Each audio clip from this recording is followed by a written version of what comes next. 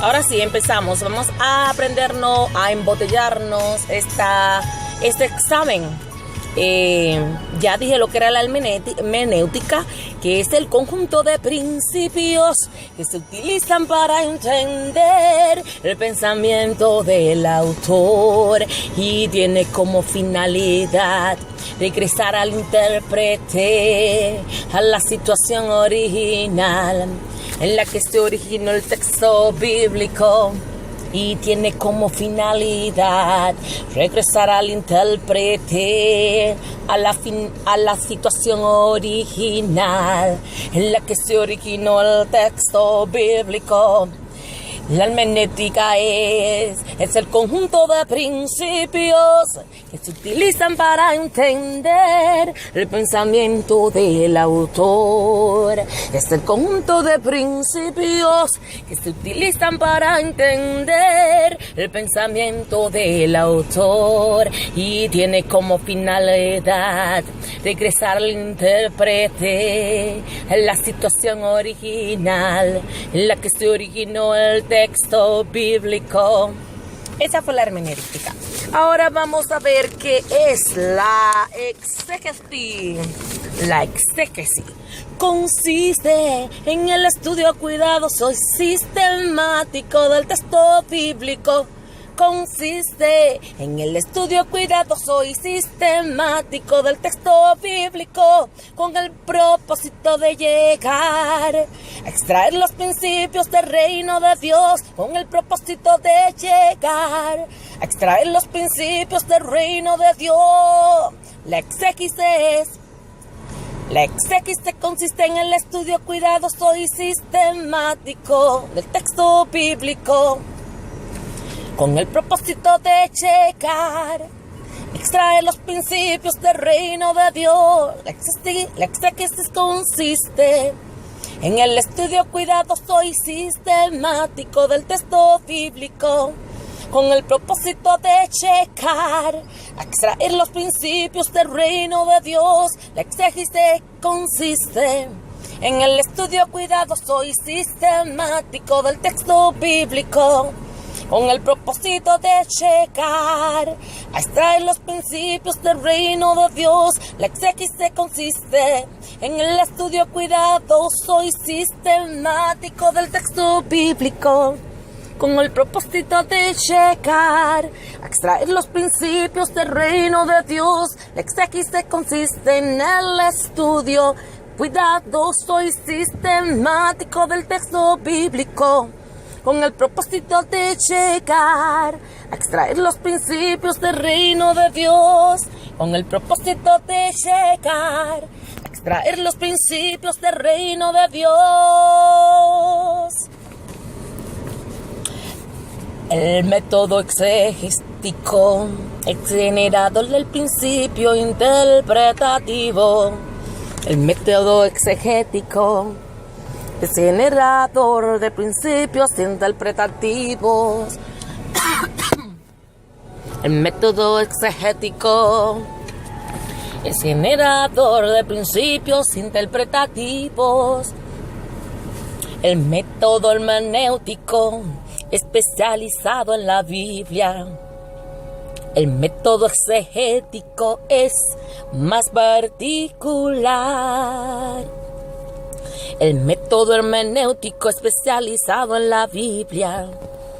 El método exegético es más particular. El método exegético es generador de principios interpretativos. El método hermenéutico especializado en la Biblia. El método exegético es más particular. El método exegético es generador de principios interpretativos. El método hermenéutico especializado en la Biblia. El método exegético es más particular. El método exegético es más particular. El método exegético es más particular.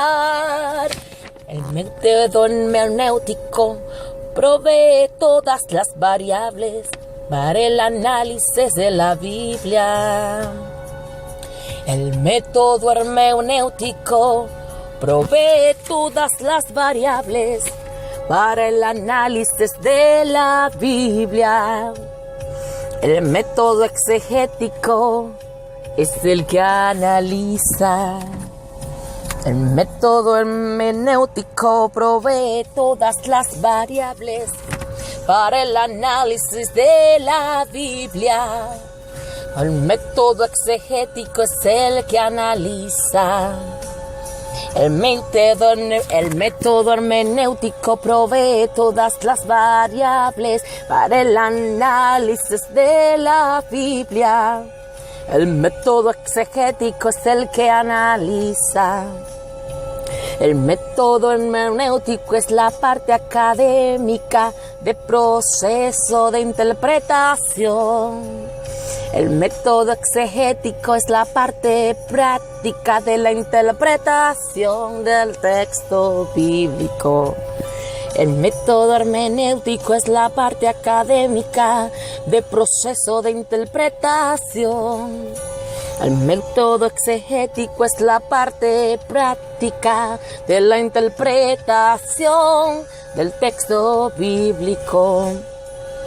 El método hermenéutico es la parte académica de proceso de interpretación.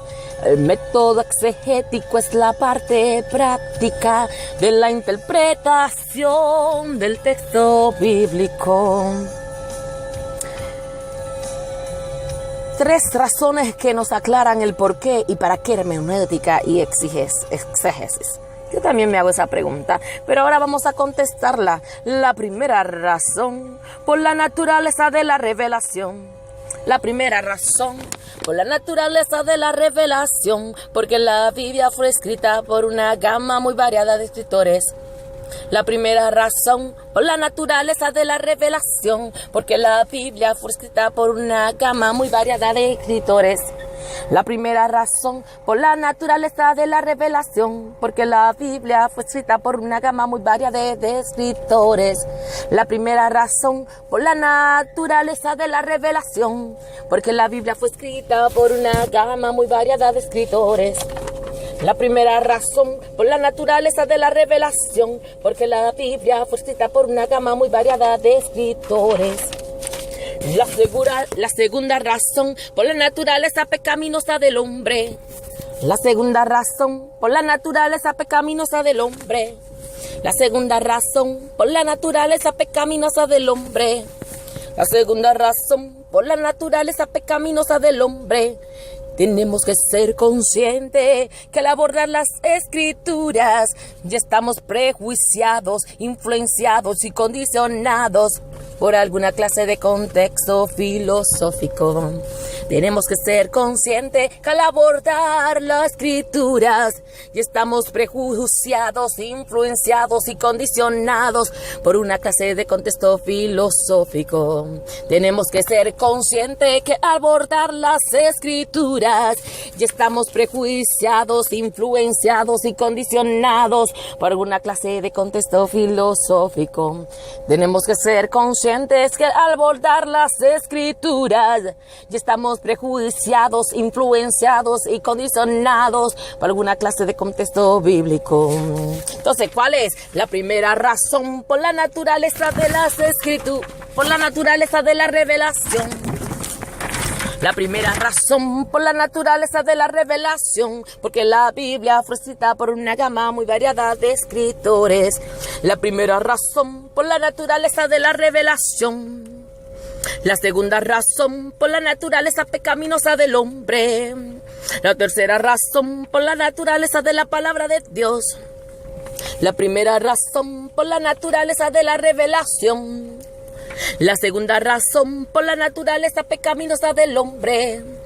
La tercera razón, por la naturaleza de la palabra de Dios. La primera razón, por la naturaleza de la revelación, porque la Biblia fue escrita por una gama muy variada de escritores. La primera razón, por la naturaleza de la revelación, porque la Biblia fue escrita por una gama muy variada de escritores. La segunda razón, por la naturaleza pecaminosa del hombre. la segunda razón por la naturaleza pecaminosa del hombre. Tenemos que ser conscientes que la abordan las escrituras. Y estamos prejuiciados, influenciados, condicionados por alguna clase de contexto filosófico. ¿Qué es la Biblia? La Biblia es la revelación de Dios. ¿Qué es la Biblia? La Biblia es la revelación de Dios. ¿Qué es la Biblia? La Biblia es la revelación de Dios. Generalidades de la interpretación. Generalidades en la interpretación, el acercamiento devocional, el acercamiento racional, el acercamiento contextual. Generalidades en la interpretación. Generalidades en la interpretación, el acercamiento devocional, el acercamiento racional, el acercamiento contextual. Generalidades de la interpretación. Generalidades de la interpretación, el acercamiento devocional, racional, contextual, el acercamiento devocional, racional, contextual. Generalidades de la interpretación. Generalidades de la interpretación, el acercamiento devocional, el acercamiento racional, el acercamiento contextual, el acercamiento devocional es practicado por cristianos a través de la lectura de la Biblia. El acercamiento devocional es practicado por cristianos a través de la lectura de la Biblia. El acercamiento devocional es practicado por cristianos a través de la lectura de la Biblia. El acercamiento devocional es practicado por cristianos a través de la lectura de la Biblia. Las desventajas.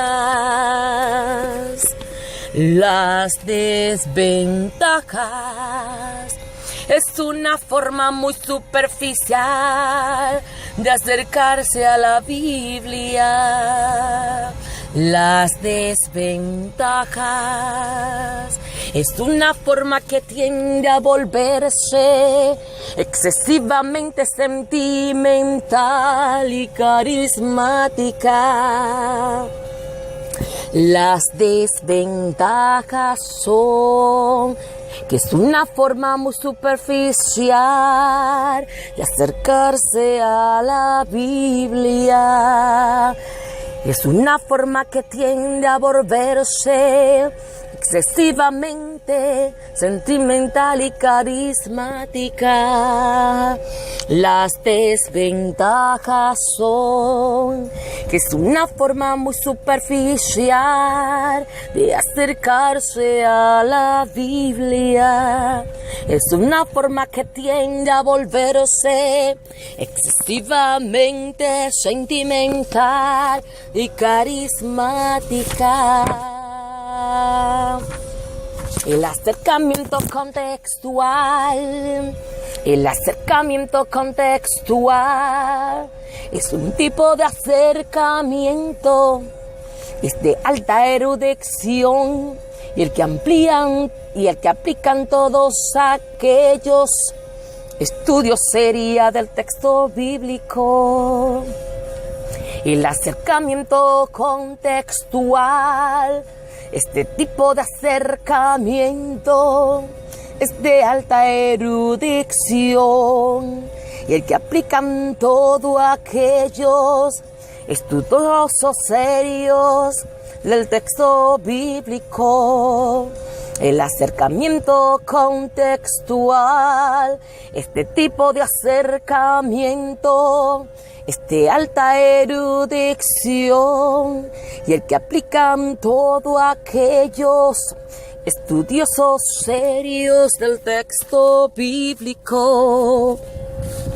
El acercamiento contextual, este tipo de acercamiento es de alta erudición y el que aplican todo aquellos estudiosos serios del texto bíblico.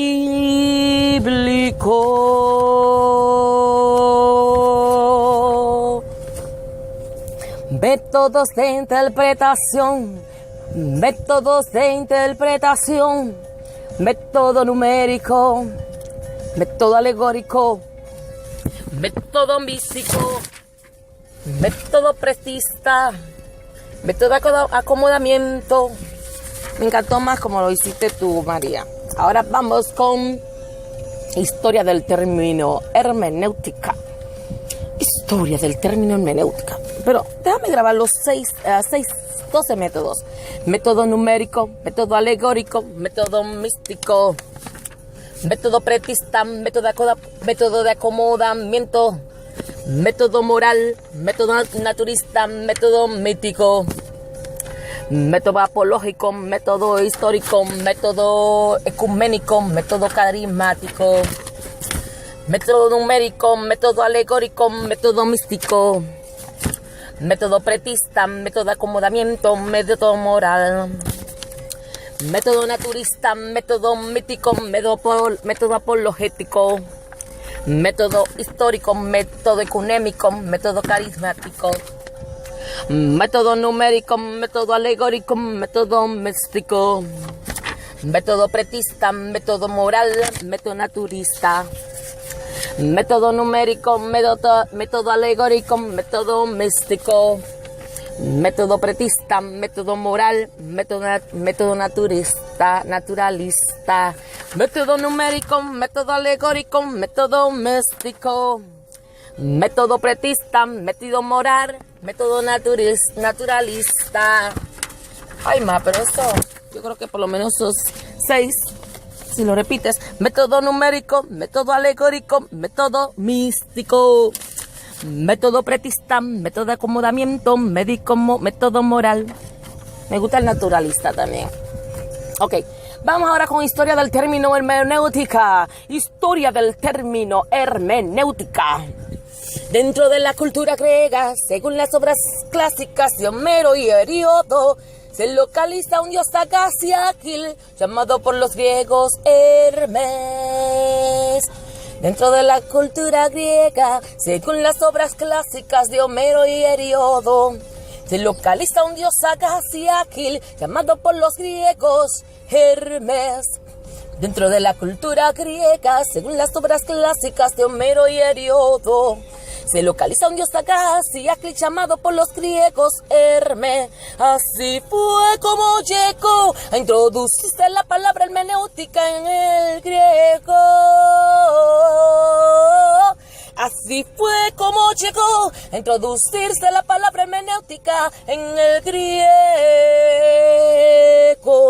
Dentro de la cultura griega, según las obras clásicas de Homero y Heródoto, se localiza un dios sagaz y ágil llamado por los griegos Hermes. Dentro de la cultura griega, según las obras clásicas de Homero y Heródoto, se localiza un dios sagaz y ágil llamado por los griegos Hermes. Hermes. Así fue como llegó a introducirse la palabra hermenéutica en el griego. Así fue como llegó a introducirse la palabra hermenéutica en el griego.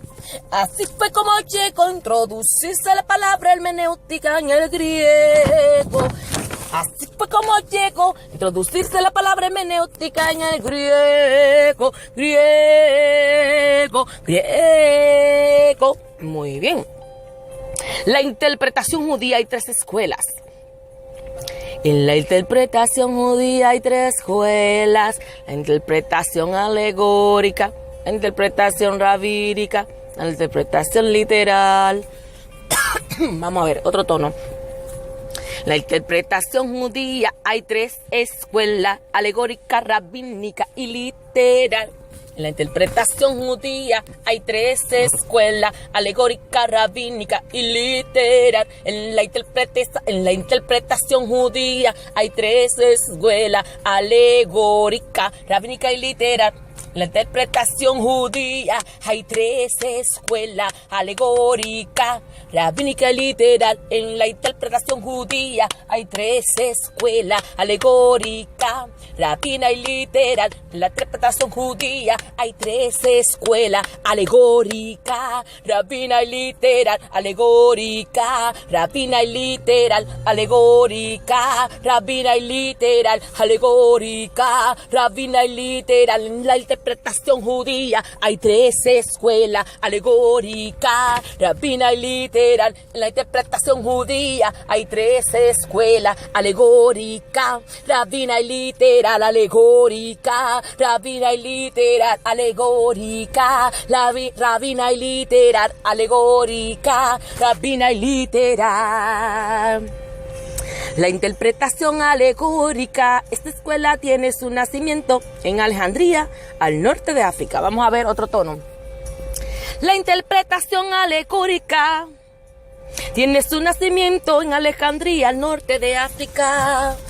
La interpretación alegórica tiene su nacimiento en Alejandría, al norte de África. La interpretación alegórica tiene su nacimiento en Alejandría, al norte de África. La interpretación alegórica tiene su nacimiento en Alejandría, al norte de África. La interpretación judía hay tres escuelas: alegórica, rabínica y literal. La interpretación judía hay tres escuelas: alegórica, rabínica y literal. La interpretación alegórica tiene su nacimiento en Alejandría, al norte de África. La interpretación judía tiene su nacimiento en Alejandría, al norte de África. La interpretación rabínica, esta escuela de interpretación, tiene sus raíces históricas profundas en la época de Josías. La interpretación rabínica, esta escuela de interpretación, tiene sus raíces históricas profundas en la época de Josías. La interpretación rabínica, esta escuela, tiene sus raíces históricas profundas en la época de Josías. La interpretación rabínica, esta escuela, tiene sus raíces históricas profundas en la época de Josías. La interpretación rabínica, esta escuela, tiene sus raíces históricas profundas en la época de Josías. Esta interpretación es la interpretación rabínica. Esta escuela tiene sus raíces históricas profundas en la época de Josías. La interpretación rabínica, esta escuela tiene raíz histórica profunda en la época de Josías. La interpretación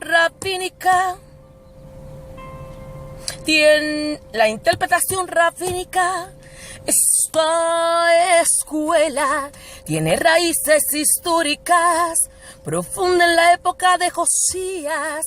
La interpretación rabínica, esta escuela tiene raíces profundas en la época de Josías.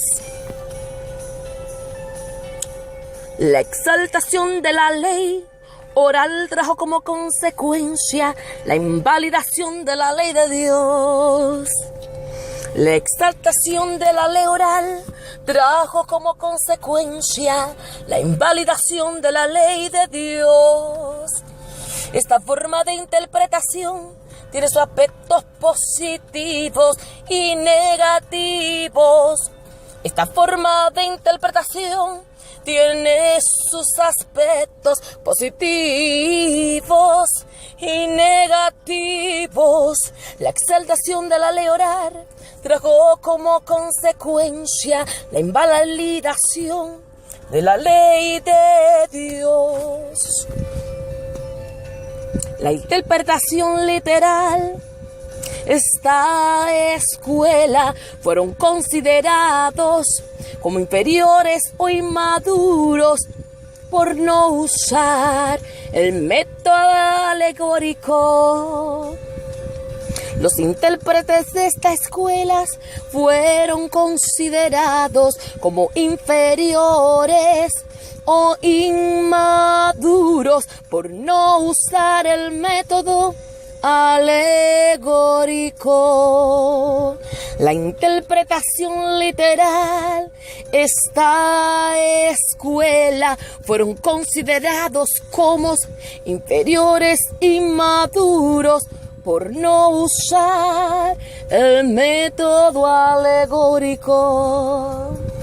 Los saduceos se adherían estrictamente a la interpretación literal de la Torah. Los saduceos se adherían estrictamente a la interpretación literal de la Torah. Los saduceos se adherían estrictamente a la interpretación literal de la Torah. Los saduceos se adherían estrictamente a la interpretación literal de la Torah. Uso tipología y alegoría, reflejando así algo de la influencia alejandrina.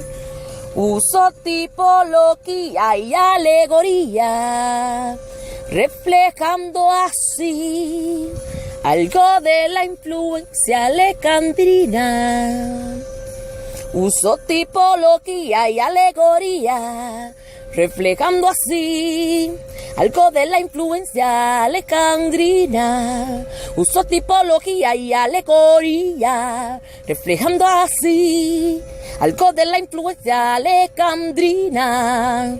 Uso tipología y alegoría, reflejando así algo de la influencia alejandrina.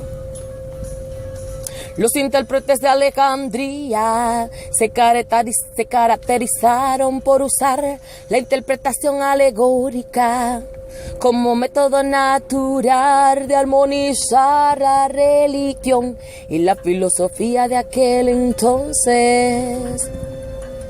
A Clemente se le atribuyó era haber sido el primero en aplicar el método alegórico. A Clemente se le atribuyó el primero en aplicar el método alegórico. Los más sobresalientes en aplicar el método alegórico en esta época fueron Clemente y sus discípulos de Orígenes.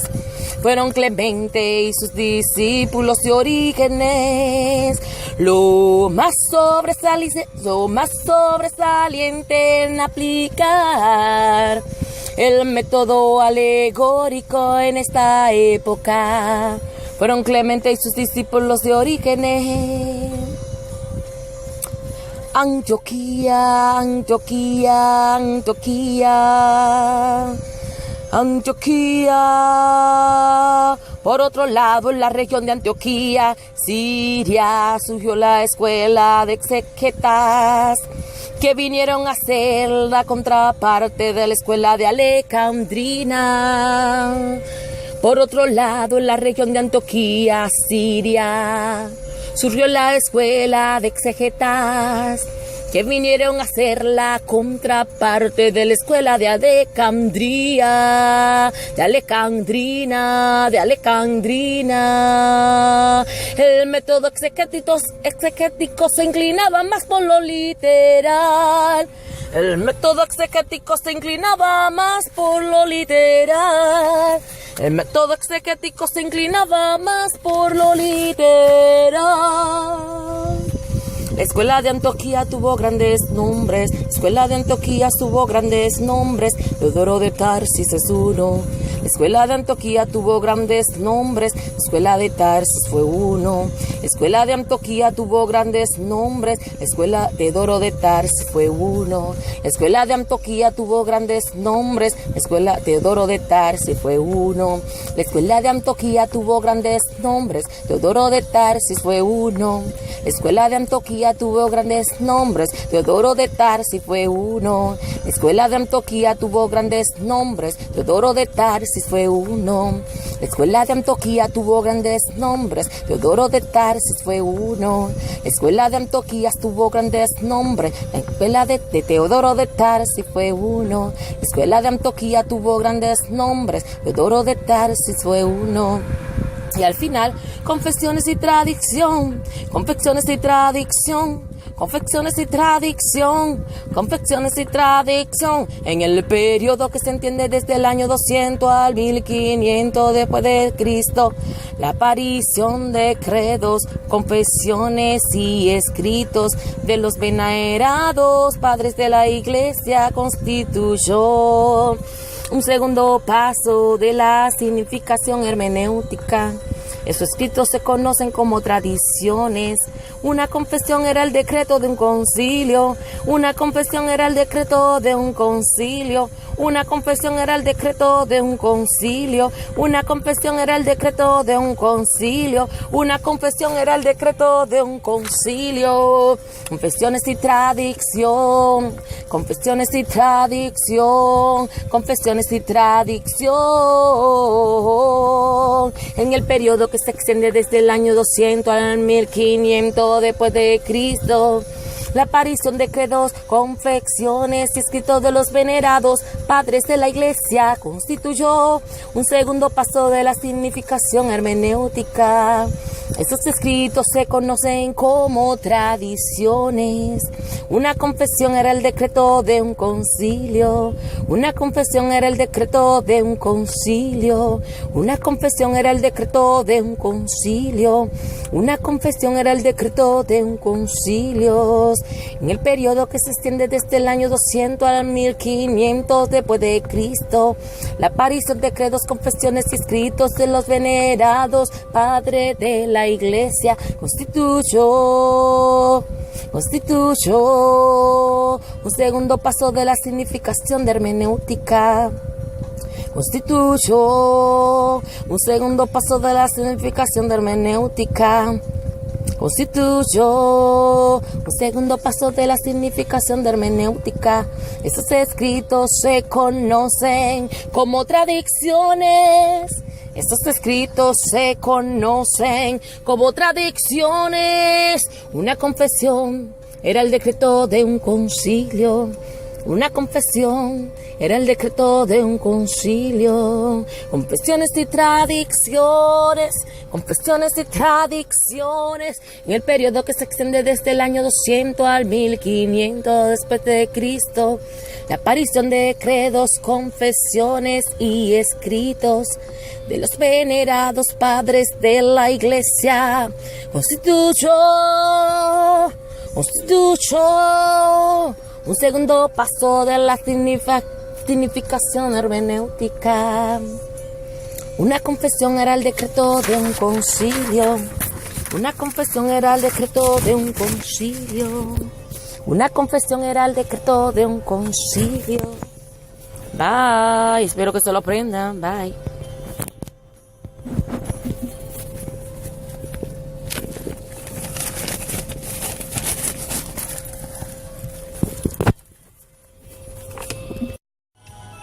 Ahora sí, empezamos. Vamos a aprendernos, a embotellarnos este examen Ya dije lo que era la hermenéutica, que es el conjunto de principios que se utilizan para entender el pensamiento del autor y tiene como finalidad regresar al intérprete a la situación original en la que se originó el texto bíblico. Y tiene como finalidad regresar al intérprete a la